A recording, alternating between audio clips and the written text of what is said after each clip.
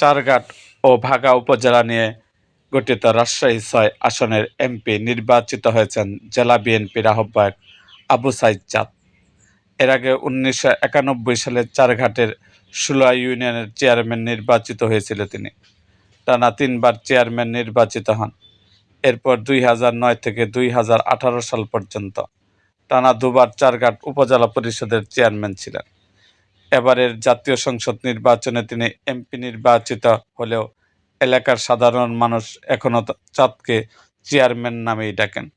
শপথ নেয়ার পর চারঘাটের মারিয়া গ্রামে ফিরলে প্রতিদিন সকাল থেকে মানুষের ঢল নামছে তার বাড়িতে।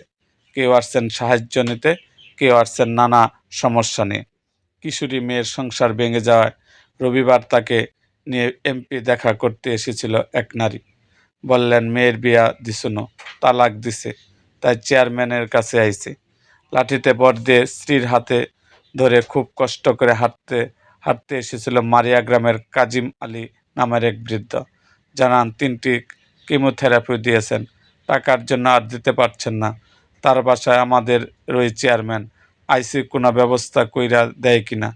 এমপির দেখা করে কিছুক্ষণ পর তিনি বাইরে এসে মাটিতে বসে পড়লেন।